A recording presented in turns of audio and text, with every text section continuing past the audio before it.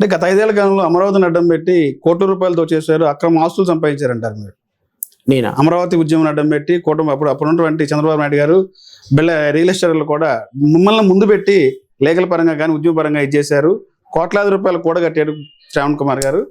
ఆ రోజున లాస్ట్ మూమెంట్లో తాడికొండ సీట్ అడిగారు. తాడికొండ సీటు ఇవ్వకపోయేసరికే మళ్ళా బయటకు వచ్చి మంగళగిరిలో తన పార్టీ తరఫున అభ్యర్థిగా పోటీ చేసి చెప్తారు. సార్ ఒక మాట చెప్తాను. నిజంగా అమరావతిని అడ్డం పెట్టి కుటుంబ ప్రభుత్వం ఏదైతే టీడీపీ ద్వారా అవన్నీ ఎంత తీసుకున్నారు, ఏం సంపాదించారు? అవన్నీ ఉట్టి మాటలండి. తాడికొండ సీట్ అడిగారా లేదా? మీకు ఒక తాడికొండ కాదు తిరువురు ఇస్తామన్నారు, తిరువురు కాదంటేనే. నేను ఒక మాట చెప్తానండి. అంటే మీరు స్పెసిఫిక్ గా అడిగారు కాబట్టి ఈ కాన్ఫిడెన్షియల్ ఇన్ఫర్మేషన్ అంటే బయట ఆరోపణ సార్ ఇది. నేను అదే చెప్తాను. అడిగారు కాబట్టి నేను ఈ విషయం మీద కొంత స్పష్టత ఇవ్వాల్సి ఉంటాను. అంటే మేము ఈ ఇంటర్వ్యూ వ్యూస్ కోసం మిమ్మల్ని ఇచ్చేయడానికి కాదండి, జనాల్లో కొంత అదే నేను మీ ద్వారా మా ఛానల్ ద్వారా బయట హానెస్ట్ గా దీనికి నేను ఆన్సర్ చెప్తాను. దీంట్లో దాపరికాలు ఏం లేవు. నెంబర్ 1, మీరు అడిగింది ఫస్ట్ మీ మీద ఉన్న ఆరోపణలు అడ్డం పెట్టుకుని కోట్ల పూర్తిగా అసంబద్ధం. సెంటు భూమి కాదు కదా, ₹1 కూడా అమరావతి ఉద్యమంలో నేను సంపాదించాల. నెంబర్ 1. నెంబర్ 2, అమరావతి ఉద్యమంలోకి వెళ్ళి నేను డబ్బులు పోగొట్టుకొని నా సొంత డబ్బులతోటి నేను అక్కడ ఉద్యమం చేశాను తప్ప అమరావతి రైతుల దగ్గర నుంచి కానీ ఎక్కడ నుంచి కూడా ఒక్క నయా పైసా కూడా తీసుకునే వ్యక్తిని కాదు. అంత చీప్గా నేను ఎప్పుడు బిహేవ్ చేయను. I have my own standards. Number 2, so ఏదైతే ఆరోపణలు వస్తున్నాయో ఆ ఆరోపణలు అన్నింటినీ కూడా నేను తీవ్రంగా ఖండిస్తున్నాను. అసలు దాంట్లో నిజమే లేదు. నేను ₹1 కూడా అమరావతిని వాడుకొని సంపాదించలేదు. నాకు అంత అవసరం కూడా లేదు. అవసరమైతే నా డబ్బులే ఖర్చు పెట్టి అమరావతి ఉద్యమం నిజాయితీగా చేశాను. నెంబర్ 3, రైతులందరూ కూడా కలిసి అప్పుడు అమరావతిలో నందిగామ సురేష్ ఎమ్మెల్యేగా వస్తాడు అనేటువంటి ఇనీషియల్గా నందిగామ సురేష్ వస్తాడు అనేటువంటి ఒక ఊహలు కూడా నడిచినాయి. నందిగామ సురేష్ చాలా పవర్ఫుల్గా ఉంటాడు ఆ ఏరియాలో. రాజధానికి సంబంధించినటువంటి జేఏసీ రైతులందరూ వచ్చి నందిగామ సురేష్ అయితే ఈ ఏరియాలో వైఎస్ఆర్సీపీ నుంచి గెలవటం కష్టం, తెలుగుదేశం ఖచ్చితంగా నందిగామ సురేష్ని ఎదుర్కోవాలి అంటే జడా శ్రావణ్ కుమార్ మాత్రమే కరెక్ట్. తెనాలి శ్రావణ్ కుమారు కొంచెం అటు ఇటుగా ఉంటాడు. సో జడా శ్రావణ్ కుమార్కి అయితే అన్ని వర్గాల్లో మంచి పేరు ఉంది అని నన్ను అడిగారు వచ్చి, సార్ మీరు తాడికొండ నుంచి కంటెస్ట్ చేయండి అని. ఏదో టీడీపీ పార్టీ అడిగారు, JAC members, Amaravati JAC members. నేను అన్నాను, అమ్మా నేను తాడికొండ నుంచి పోటీ చేయడానికి నాకు ఎలాంటి అభ్యంతరం లేదు, కానీ నా పార్టీ నుంచే పోటీ చేస్తా, జేబీపీ పార్టీ నుంచే పోటీ చేస్తా. నేను ఏ పార్టీలో చేరను. నేను ఆల్రెడీ నా పార్టీ ఎస్టాబ్లిష్ అయ్యి 2 సంవత్సరాలు అవుతుంది. ఎట్టి పరిస్థితుల్లో అంటే కాదు సార్, మీలాంటి వాళ్ళు వస్తే తప్ప అక్కడ రేపు గెలవలేని పరిస్థితి. నందిగామ సురేష్ అంటే మేము తట్టుకోలేదు, తెనాలి శ్రావణ్ కుమార్ అని. నేను నా పార్టీ నుంచే పోటీ చేస్తా, మీకు అటు ఇష్టమైతే ఓకే, మీరు నాకు మద్దతు ఇవ్వండి అన్న. వీళ్ళందరూ వెళ్ళి చంద్రబాబు నాయుడు దగ్గరికి వెళ్ళి సార్ ఇట్లా తెనాలి శ్రావణ్ కుమార్ అయితే కరెక్ట్ కాదు, ఇది నాకు వచ్చిన ఇన్ఫర్మేషన్, రైతుల దగ్గర ఇన్ఫర్మేషన్, ఇది కరెక్టా కాదా అది కూడా నాకు తెలియదు, మళ్ళీ అది కూడా నేను కన్ఫర్మ్ చేయలేను. మళ్ళీ ఇప్పుడు తెనాలి శ్రావణ్ కుమార్ ఫీల్ అయ్యి ఇంకొకరు ఫీల్ అయ్యాల్సినంత అవసరం లేదు, ఇది నాకు వచ్చిన ఇన్ఫర్మేషన్. వీళ్ళందరూ అమరావతి రైతులందరూ జేఏసీ వాళ్ళందరూ వెళ్ళి చంద్రబాబు నాయుడిని, సార్ జడా శ్రావణ్ కుమార్ని అమరావతి నుంచి పోటీ చేద్దాం, ఆయనకైతే మంచి పేరు ఉంది రైతుల్లో అన్ని వర్గాల్లో పేరుంది అంటే జడా శ్రావణ్ కుమార్ని మీరు ఒప్పించండి తెలుగుదేశంలో చేరడానికి, నేను తెనాడికొండ టికెట్ ఇవ్వడానికైనా సిద్ధమే, అవసరమైతే తెనాలి శ్రావణ్ కుమార్ని వేరే కాన్స్టిట్యున్సీకి షిఫ్ట్ చేద్దాం, జడా శ్రావణ్ కుమార్ మీరు తెలుగుదేశం పార్టీలో చేరితే ఆయనకి టికెట్ ఇవ్వడానికి సిద్ధంగా ఉన్నామని. ఈ కమ్యూనికేషన్ మళ్ళీ నాకు రీచ్ అయింది. తెలుగుదేశం పార్టీలో చేరి రాష్ట్రంలో ఏ కాన్స్టిట్యున్సీ నుంచి పోటీ చేయడానికి నేను సిద్ధంగా లేదు, నేను చేరాను.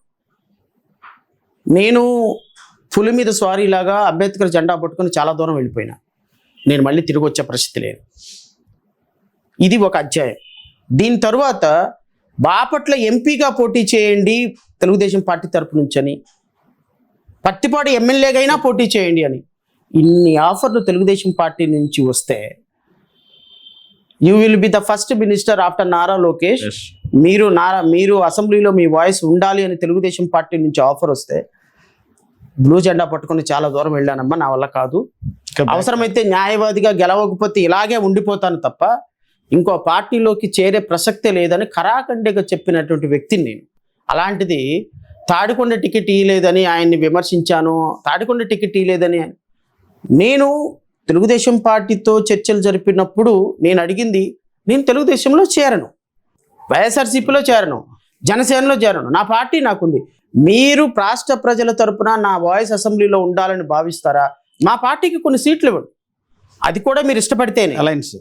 అలయన్సే తప్ప కలిసి పని చేస్తాను తప్ప కింద ఎప్పటికీ పని చెయ్యడు జడా శ్రావణ్ కుమార్ అని చాలా స్పష్టంగా చెప్పాను. సరే, రాజకీయ పరిస్థితులు అనుకుంటాం. ఇప్పుడు ఎలక్షన్ వచ్చేటప్పటికి అల్టిమేట్గా ప్రజలతో కోసం పోరాటం చేసి ప్రజాస్వామ్య వ్యవస్థలో ప్రజల హక్కుల కోసం పోరాటం చేసిన మేము అసెంబ్లీలో ఉండాలనుకోవటంలో తప్పులేదు కదా, అసెంబ్లీలో ప్రాతినిధ్యం వహించాలనుకోవటంలో తప్పులేదు కదా. అలాంటి సందర్భంలో రాజకీయ పార్టీలతో రకరకాల రాజకీయ పార్టీలతోటి సంప్రదింపులు జరుగుతాయి, ఆర్థిక పరమైనటువంటి లావాదేవీ. ఇప్పుడు మేము రూపాయి పోగేసుకొని ఒక 25 కోట్లు ప్రజల కోసం ఖర్చు పెట్టినాము. మేము ఎలక్షన్లో నుంచుంటే మాకు ఎలక్షన్లో మీరు సీట్లు ఇచ్చి మాకు కొంత ఆర్థికంగా సపోర్ట్ చేస్తే మేము అసెంబ్లీలో ఉంటామనే ప్రపోజల్ వెళ్ళింది తప్ప కాన్స్టిట్యున్సీకి 5 కోట్లు, ఈ 150 కోట్లు, 200 కోట్లు అనేది అవాస్తవం. మేము ఖర్చు పెట్టిన డబ్బులు ప్రజల కోసం ఇంత ఖర్చు పెట్టాము. రేపొద్దున మీరు మాకు సీట్లు ఇచ్చేటప్పుడు కొంత ఆర్థికంగా కూడా సపోర్ట్ చేస్తే మేము రేపు అసెంబ్లీలో ఉండడానికి అవకాశం ఉంటుంది. అది కూడా మీరు అంగీకరిస్తే మా పొత్తు మీతో ఉంది అనుకుంటే మీరు ఆల్రెడీ ఎస్టాబ్లిష్డ్ పార్టీ కాబట్టి కొంత సపోర్ట్ చేయండి అని ఒక ప్రపోజలే తప్ప దీన్ని డిమాండ్ లేదు, ఇంకోటి లేదు. రేపొద్దున ప్రభుత్వాలు మారినప్పుడు ప్రభుత్వాలని మార్చగలిగిన శక్తి మాకు ఉంది అని భావించినప్పుడు వాళ్ళే వస్తారు. సో ఇది వాస్తవం తప్ప దీంట్లో జడా శ్రావణ్ కుమార్ టికెట్ ఇవ్వకపోతే రివర్స్ అయ్యాడు. జడా శ్రావణ్ కుమార్ ఒక టికెట్ కోసం రివర్స్ అయిపోయి ఒక టికెట్ కోసం కక్కుర్తి పడేటువంటి వ్యక్తే, పూర్తిగా వాస్తవాలు. సో ఇది జరిగిన వాస్తవం. దీన్ని ఏ విధంగా అర్థం చేసుకుంటారో రాష్ట్ర ప్రజలు వాళ్ళకే వదిలేస్తున్నా. అంటే ఎవరైతే ఆరోపణలు చేస్తున్నారో వాళ్ళకి, ఎందుకంటే నేను ఆరోపణలకి క్లారిఫికేషన్ ఇచ్చినంత మాత్రం ఆరోపణలు ఆగితే నేను అనుకోవటంలా. ఎందుకంటే నేను కొంత క్లారిటీ వస్తుంది. యాజ్ లాంగ్ యాజ్ ప్రభుత్వాలను నేను విమర్శిస్తున్నంత వరకు నా మీద ఆరోపణలు వస్తూనే ఉంటాయి. నేను ప్రభుత్వాలను ఏ రోజైతే విమర్శించడం మానేస్తానో అప్పుడు నన్ను వాళ్ళు విమర్శించడం మానేస్తారు. ఇప్పుడు జనసేన పార్టీని విమర్శించడానికి జగన్మోహన్ రెడ్డి గారు ఎంత తీసుకున్నారు ప్యాకేజ్? నేను అదే సార్, జనసేన పార్టీ మిమ్మల్ని ప్యాకేజ్ సార్ అని చెప్పి అంటారు. మీరు ప్రెస్ మీట్ పెడితే మీ వీడియోస్ కింద ట్రోల్ పెడుతుంటారు, మీరు చూసారా లేదు? ఇప్పుడు నాకు తెలిసి ఆ విషయాన్ని మీరు చాలా ఇదిగా స్పందించారు, ప్రెస్ మీట్ పెట్టుకొని స్పందించారు, షూ కూడా చూపించాను. అంటే నేను షూ చూపించింది పవన్ కళ్యాణ్ గారికి కాదు.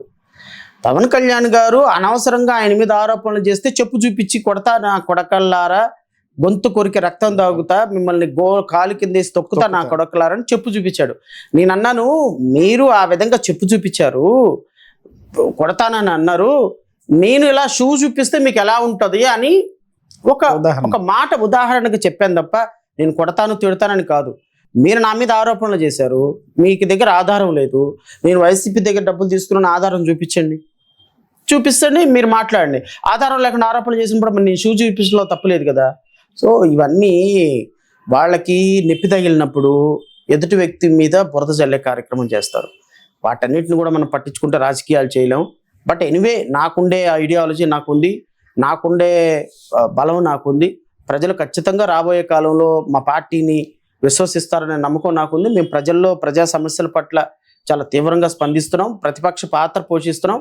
ఖచ్చితంగా రాబోయే కాలంలో మా పార్టీకి మాకు అధికారం అయినా వస్తుంది, అధికారంలో భాగస్వామ్యం అయినా వస్తుందని అయితే నేను భావిస్తాను.